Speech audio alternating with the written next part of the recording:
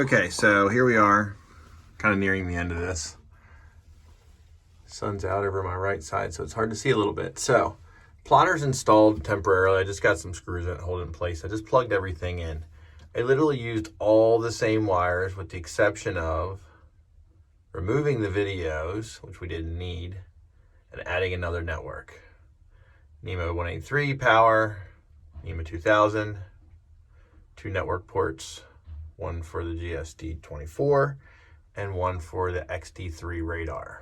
So, real simple project. Anybody can do this themselves. Wiring runs along. I love zip ties, of course. I got some wiring to clean up, do back there. I'm trying to source out this additional MEU 2000 wire. It was running up the leg that was probably for the old Fusion connection. I don't know why someone left it in there, but we're gonna figure out where along this tease right here that is. Remove the tease, remove the wire, so we don't have any just loose ends. Let's see what else we got. I did not use the original XD fuse connection from Garmin. I cut them off all the time. I connected it to the Blue Seas fuse bus. It's energized by the accessory switch that's for the electronics off of this breaker right here. So it's just the way I do it. You know, you can use these. Just make sure if you do use this, label it. I'm gonna make labels for this fuse box here, which it didn't have before. But make sure you label it so someone understands, because once you connect this, you put this together and you put this in the system, no one's ever really gonna know what this is.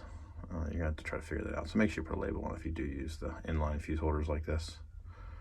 I've never liked the fact that Garmin crimps, you know, one in place, and then you kind of forced to make another crimp connection right here when you've already got one here and here. It never really made sense to me. So I eliminated it if at all possible. I did find out what this was. This is some sort of DC outlet for, I'm assuming, electric reels. If you follow it up, it goes to the negative here and to the positive up there. I don't know why that's there. We're going to eliminate that at some point in time. Other than that, the system, I fired it up earlier, works fine. Pretty straightforward. We're going to bed the plotter in place, and we're going to go ahead and replace the screws with threaded original equipment Garmin installation hardware. And then we'll fire the system up, and I'll show you how basically it works internally. So, thanks for watching.